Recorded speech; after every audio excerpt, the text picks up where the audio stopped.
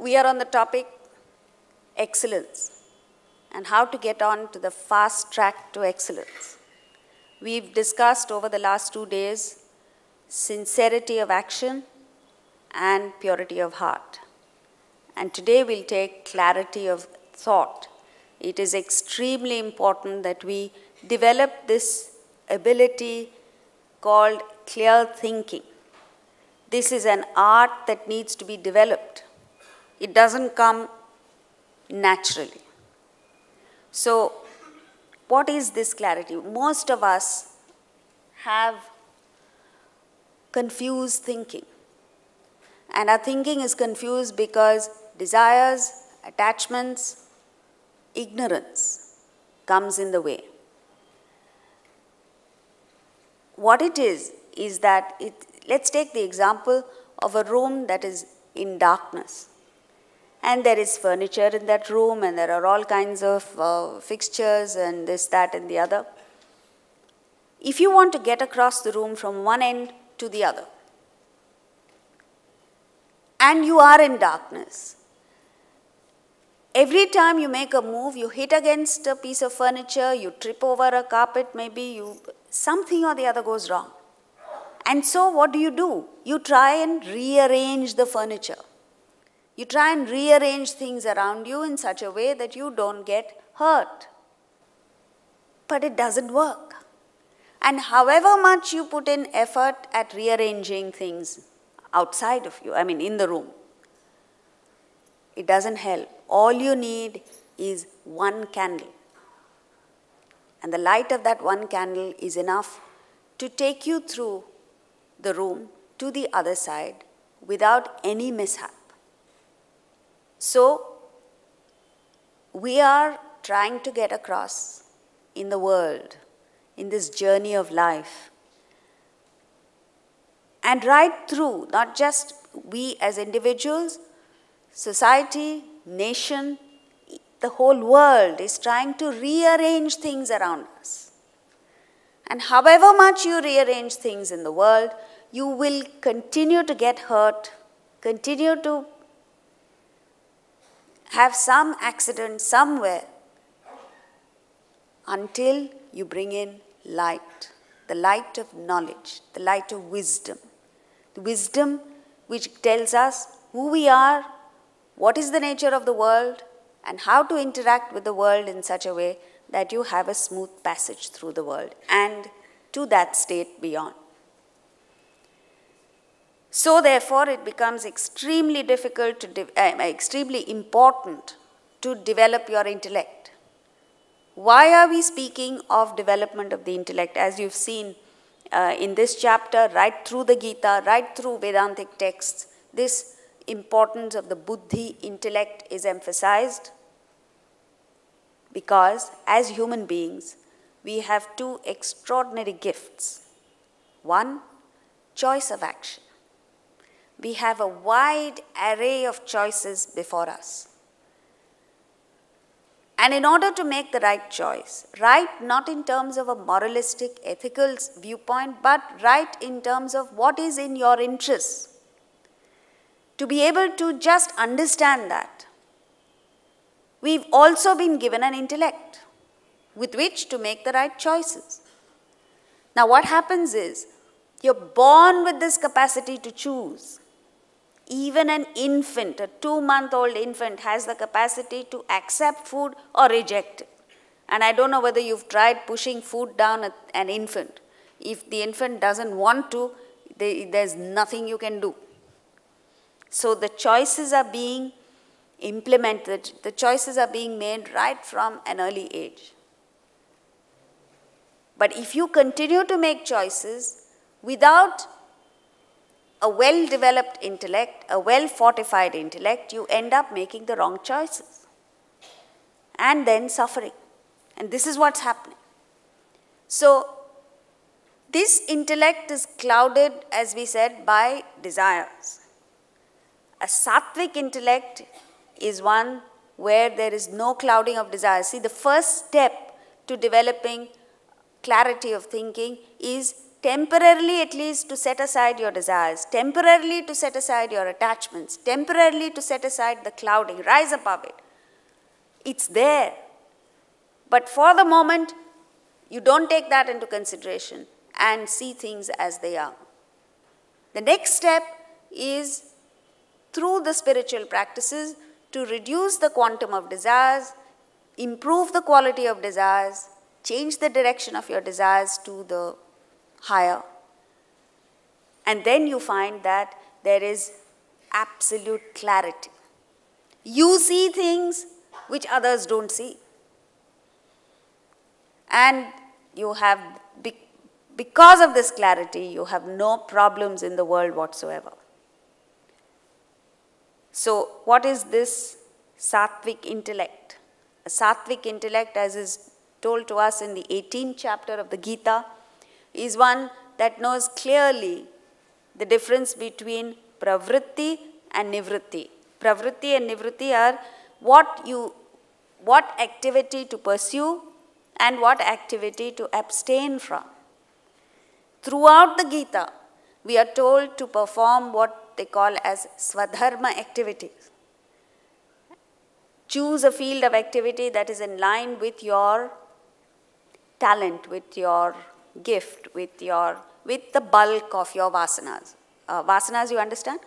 Unmanifest desires, precursors of desires.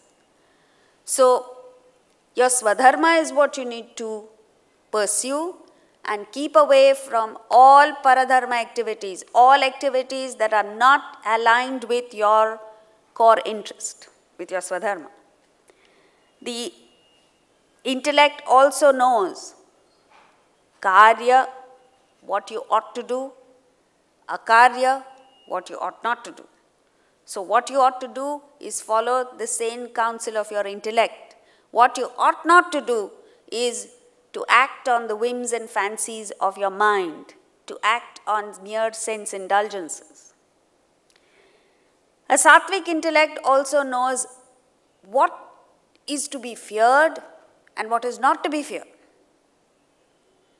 What is to be feared is indulgence in the world, indulgence in the senses, identification with your body, mind and intellect, engagement with the world, attachment with the world is what you ought to fear, because then you know that it's going to have terrible consequences. What is not to be feared is the spiritual pursuit. But we have just the opposite. Right through, we're doing just the opposite. And we'll see that shortly. The sattvic intellect also understands what is bondage and what is freedom, liberation. Our concept of freedom is to be let loose to do exactly what you like. But a sattvic intellect understands what is true freedom, which is freedom from the bondage of the body, mind and intellect and its demands. As long as you succumb to the demands of the body, mind and intellect, you will always be bound. You'll be imprisoned. So, we have just the opposite. We very easily take to paradharmic activities. We take to activities depending on what we think will churn money for us. And we keep away from our swadharma activities. We don't know what we ought to do and what we ought not to do. We don't know what is to be feared.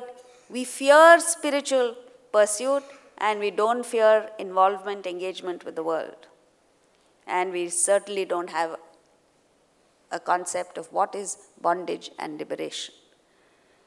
Now, the Gita or Vedanta helps us to develop both kinds of intellect.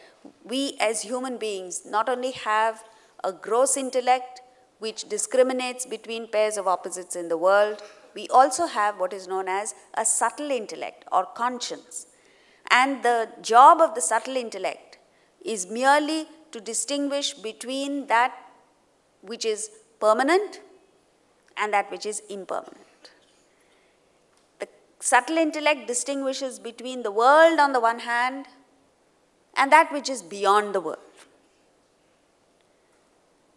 And so, the subtle intellect or conscience always points to the spiritual north in us, Atman.